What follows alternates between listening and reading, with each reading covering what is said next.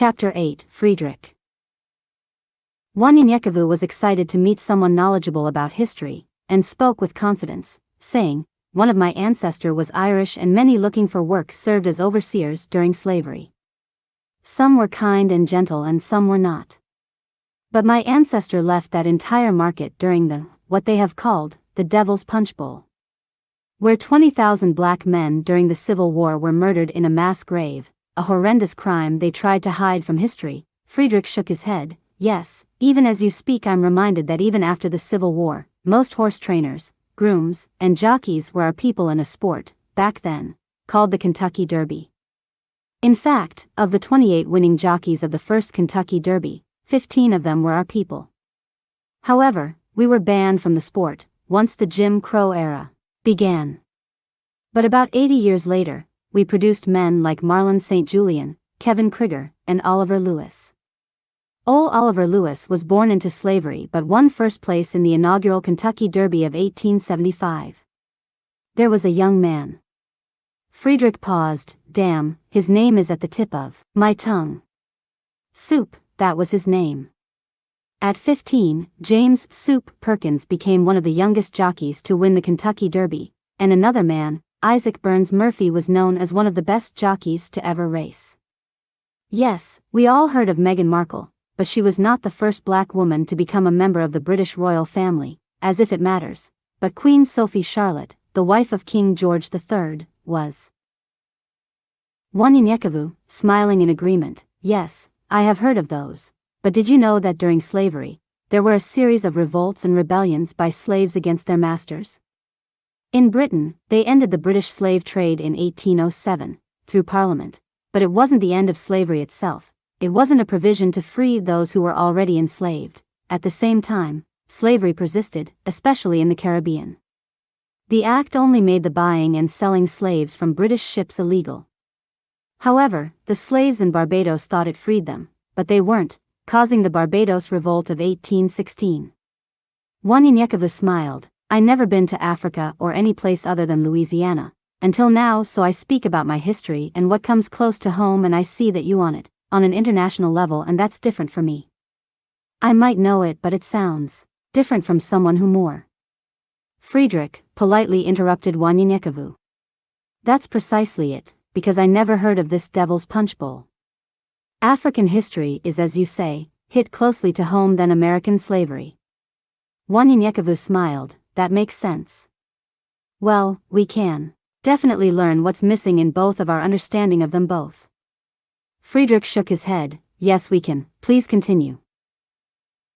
Wanyenyekevu smiled. "Okay, well, it was rare for our people to have control over an enormous amount of land. However, Reverend Isaac Simmons, from Amite County, Mississippi, owned over 270 acres of debt-free land. His family worked the land, produced crops, and sold the wood off the land. A rumor was started that there was oil on his land, and a group of white men showed up on Simmons' land and warned him to stop cutting lumber. Knowing what was about to happen, Mr. Simmons consulted with a lawyer, a man who practices law, to work out the dispute and ensure that the property would belong to his children in the event of his death. Later, the men kidnapped and shot Simmons 3 times, cut out his tongue, and gave the rest of the family 10 days to get off the land. Like always, an all-white jury acquitted them, and they successfully stole his land." Friedrich paused. "But it's especially sad when your own people, whether or not flesh and blood, betray you. That's something that cuts worse than a knife can ever do.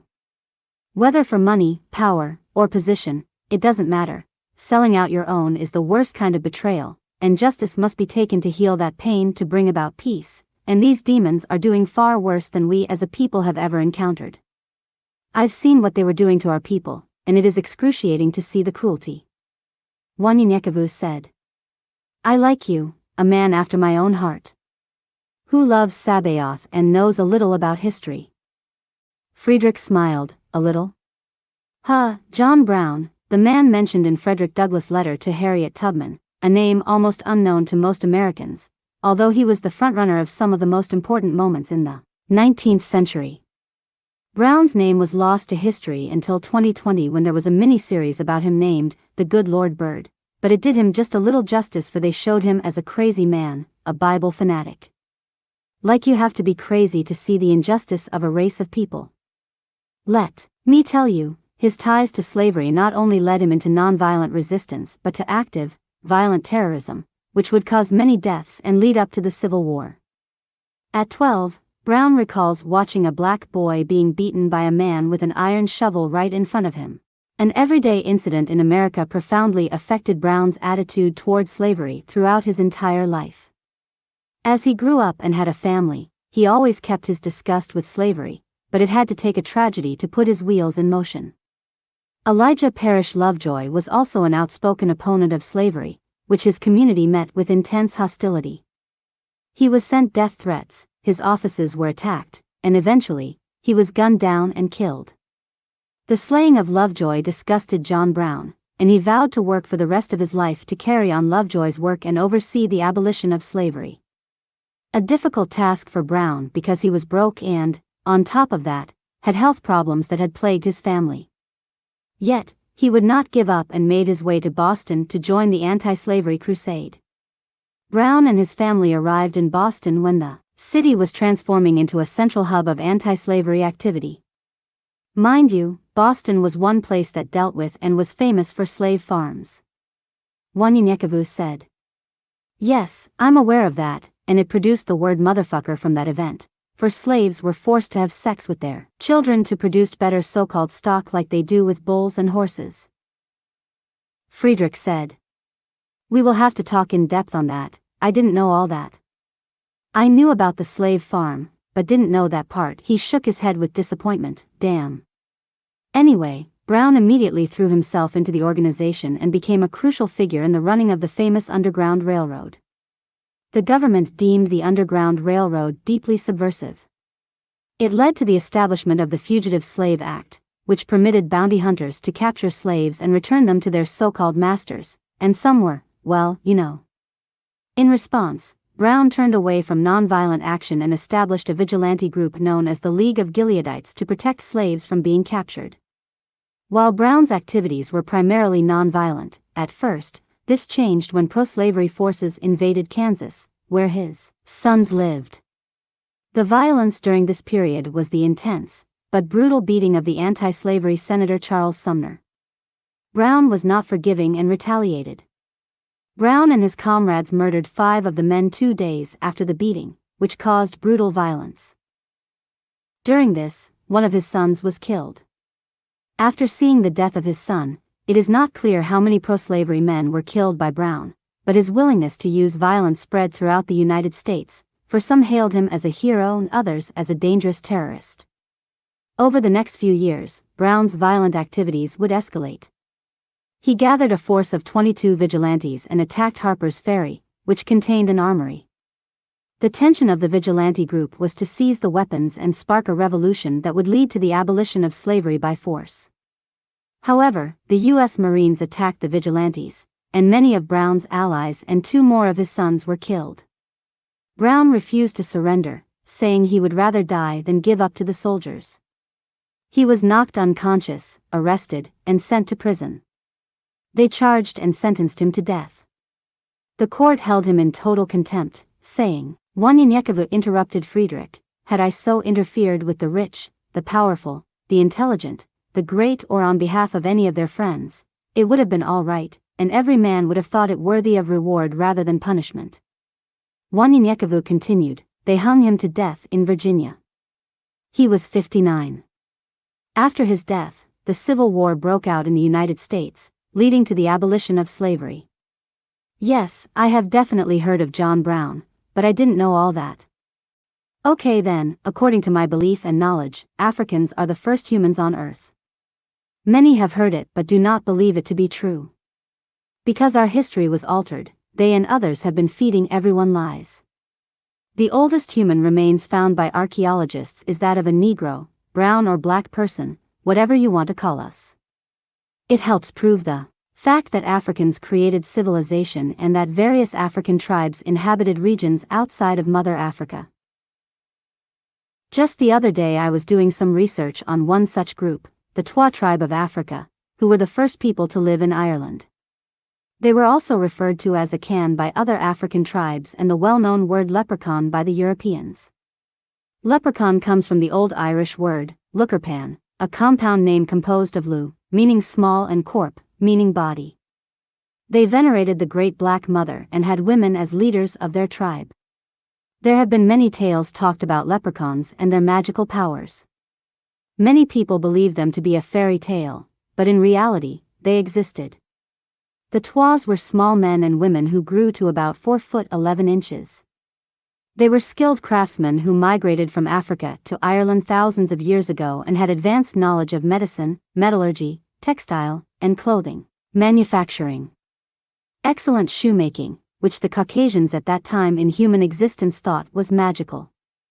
Various authorities have confirmed the presence of the Twa people in history and archaeology. British Egyptologists Gerald Massey, Albert Churchward, and the Scottish historian David Mac Ritchie, as well as the British antiquarian Godfrey Higgins have researched this topic, and they have shed light on the Twa people. Using names such as black as Ethiopians, cum nigris gentibus, nimble-footed blackamoors to describe them. But the Partholans, Fomorians, Nems, Firbolgs, Tuatha Danann, Milesians of Ireland, and the Picts of northern Scotland were all blacks. Historians describe them as dwarfs, dark elves, or leprechauns in Irish history.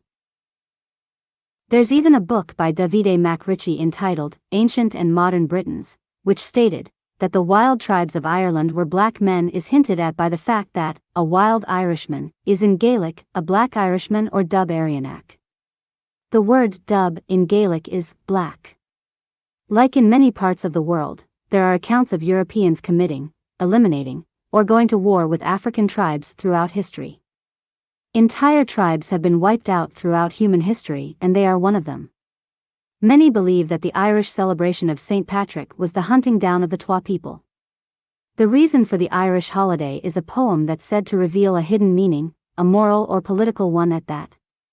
According to the Irish, back in the 5th century, St. Patrick exterminated Ireland's snakes by driving them all into the sea.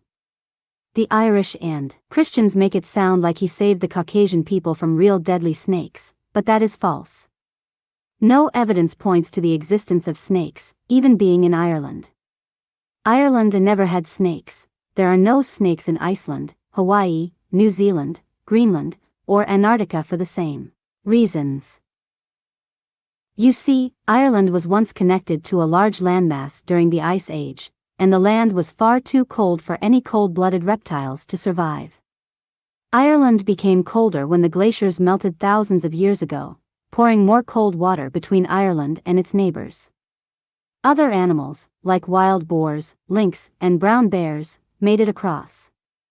Also, only a single reptile, the common lizard, was able to make it.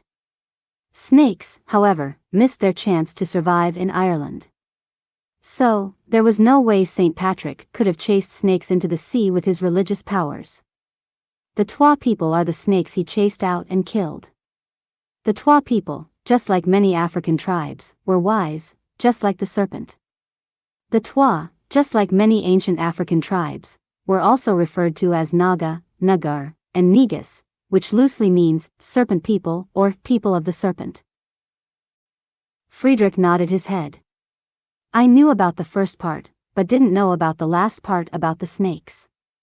It makes sense that the uraeus or serpent crown on Egyptian and Nubian royalty was known as the Nagar or the Negus, symbolizing wisdom, power, and protection. African cultures and religions have long used the serpent to represent eternal life, regeneration, power, protection, and wisdom. Wanyenyekevu nodded. It is fitting that the allegory of serpents clearly points to the Twa people. It's safe to say that St. Patrick was mostly a warlord and celebrated his role in eliminating and chasing the Twa into the sea, where they met their death. Everyone knows black people ruled Russia and Europe during the Dark Ages. Friedrich smiled. That fits as well. They called it the Dark Ages. Wanyenyekevu smiled. You sound like me, and I'm interested to know more about you, and how you came to this part of the country, all the way from south, excuse me, Azania? Friedrich paused. You can say South Africa or Azania. We have our history here as well. Apartheid was a well-known fact, and we have our heroes and legends like Steve Biko, Shaka Zulu, Mengisuthu Buthelezi, Nkosi Johnson, Thabo Mbeki, Archbishop Desmond Tutu, and of course, Winnie and Nelson Mandela. Our history is not much different from here. Anyway, from North America, my ancestor Eddie Jerome Updike was a powerful warrior for Sabaoth, and my great-ancestor, his mother, Akelamelech, said this to keep us on track. Wanyenyekevu interrupted him. Hold on, I heard that name quite a few times since I've been on this journey. She's your ancestor? Friedrich, with a smile, yes, a noble woman in her time, she said, they may steal my crown, but they will never steal my glory. Those words are written in my DNA. I will rise. Friedrich paused. She served Sabaoth and brought many to knowledge and wisdom, and many of her descendants and followers kept the faith to the present day. She, too, kept the faith, and I did too until my father died, and I became one of the most infamous murderers of all time. I killed the men who murdered my father and anyone who spoke down on my people, no matter their color, race, creed, or gender. I was an angry militant drunk. Hell, if they talked badly about our women, dead. Traveled the world, killing racist people. When I was about your age, I was on my way to Israel to kill some of those fake-ass Jews, but I had to pass the old ruins of the Ethiopian Orthodox Tewahedo Church, which claimed to possess the Ark of the Covenant, or Tablet, in Aksum, where I met a man who later. Wanyenyekevu interrupted, Mletsi. Friedrich said, but of course, Mletsi. That was 15 years ago, and I have the gift of the Shekinah glory. Only enlightened people see it. I just glow like a bright light to them and I can charge you back up when you're weak and down with a touch. That's my gift, a spiritual battery charger. Oh, and evil cannot come near at all. It burns them to come at least 50 yards. I can feel their spirit burning, like a tingling sensation. Wanyenyekevu was excited about hearing Friedrich's story. But how did you get here? And in jail, on top of that. Friedrich laughed. That's a long story, but it involves that man that was just arrested. While here, I found that book in my cell, and I just started reading it to help the time pass. When I got to that part that you heard me reading, I heard Mletsi say, meet Frederick Douglass, Harriet, and you came to my cell. Wanyenyekevu shook his head. Well then, come meet the rest of us. Friedrich said, the 12, right? Well, 11, I guess, I make 12. I was supposed to meet 11 more people who were Sabaoth's chosen warriors to lead the way. They entered the room where Jom and the rest of the warriors were eating.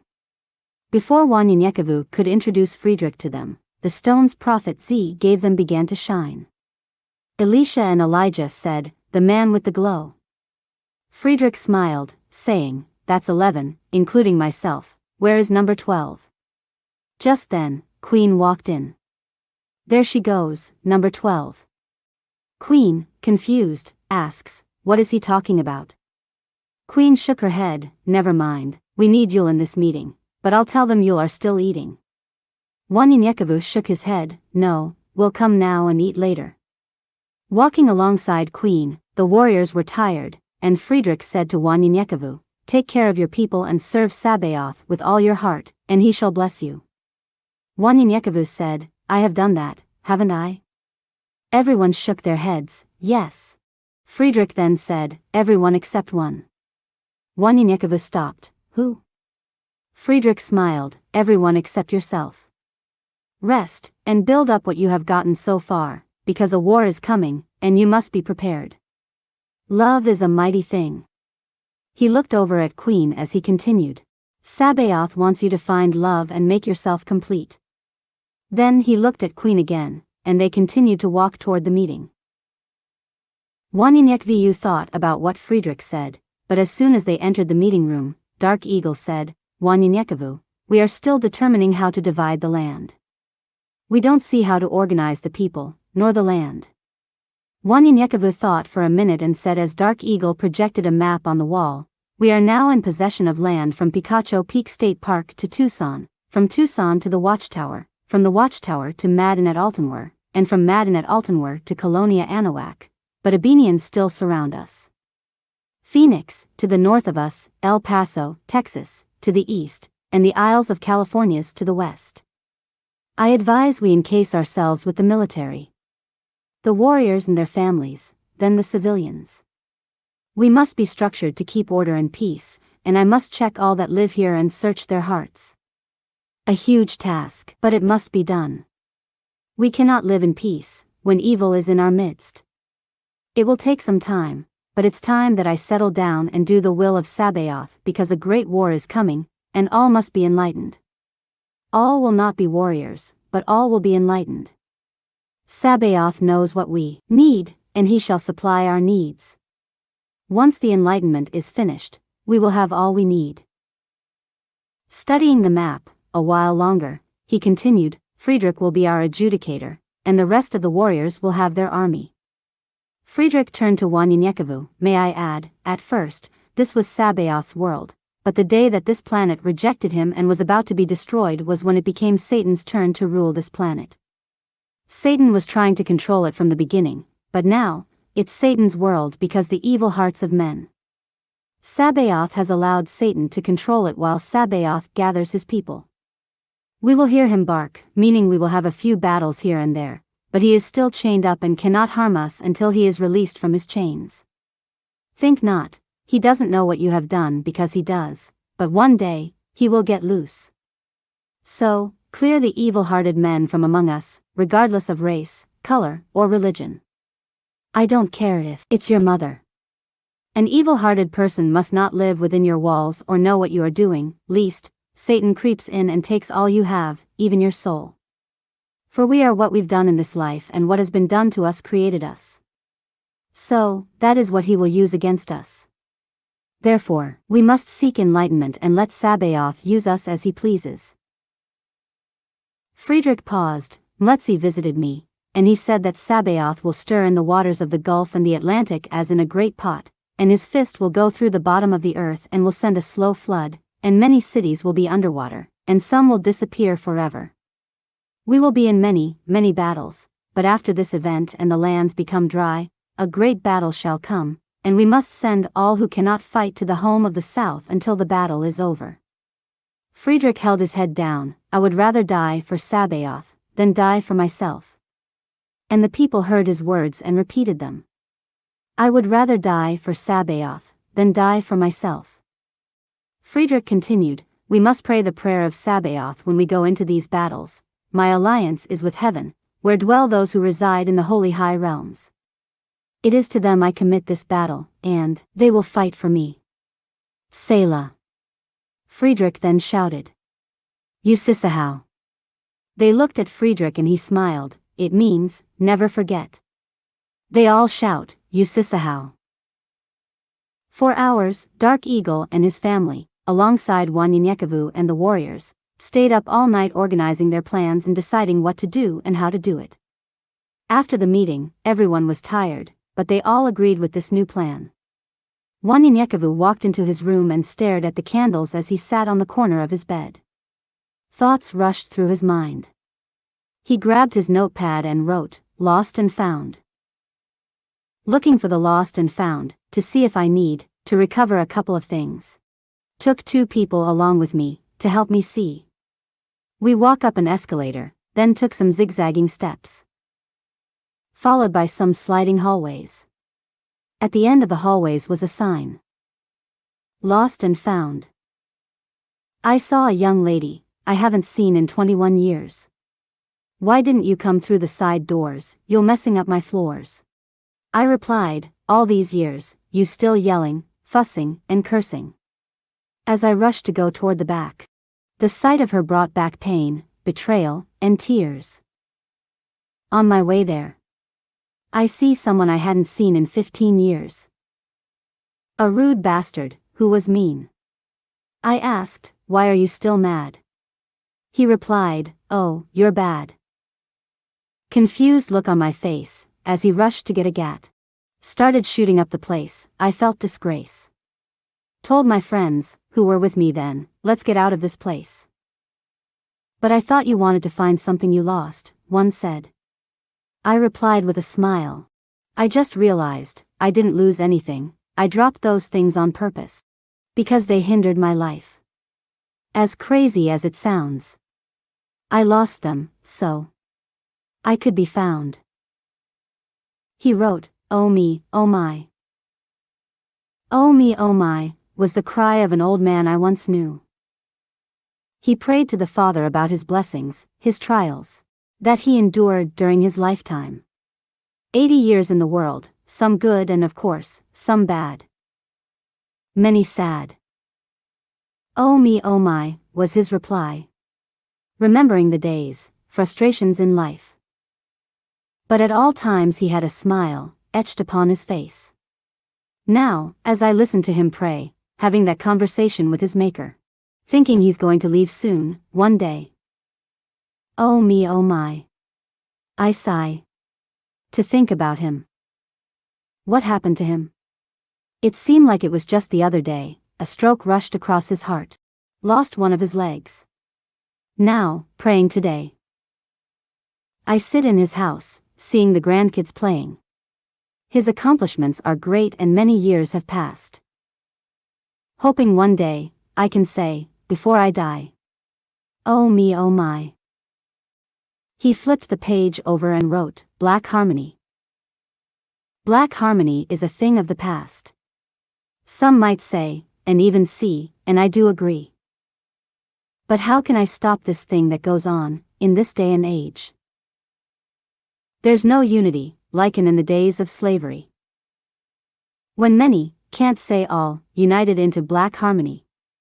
Black artists, black business, black corporations grew stronger and stronger. But black on black crime fills the air. Foolishness, selfishness, drugs and alcohol, seems to be our God. But I know, that's a lie. All I can do, so it seems, is just cry. But my eyes have no more tears. Nothing but fear, awaiting black harmony. He wrote, "Lust." What is lust? An intense longing, desire, or need. A craving that many will fulfill at any expense, no matter who it may affect. Selfishness. Is it only sexual? Hell no, that's lasciviousness. You can lust after anything that's conceived. And lust, when it's conceived, brings forth sin. Sin, when it is finished, brings forth death. That's a fact, not fiction. Lust for money was my lust, until I had a dream. Remembering the wisdom of Solomon, the courage of Elijah. Then I remembered that dream. My heart was, some would say, callous, at that time. The day I laid my head down. I was in this room with a ladder, that went upward toward a light. Started climbing this ladder and people started to fall. There were old women and old men climbing slowly, but I was in a hurry, to get to the top. So, I started going up the ladder, with no concern about the others. Trying to get to the top, people started to fall, I didn't care at all. Then as I went up, the younger the people got. But hell. I was scared, just wanted to get there to the top. Non-stop. The light got brighter, I got higher. I got older. Many were falling as my selfishness got stronger. Realized the top had no end. It was too late. I had no family, I had no friends. Driven by lust, and died in my sins. Last he wrote, "I be me. I be me." Now, they say me dread, grow too long. Yes, gone too far. But me gotta learn just a few mo things, 'bout me dreads on me head. Patience, they have shown me.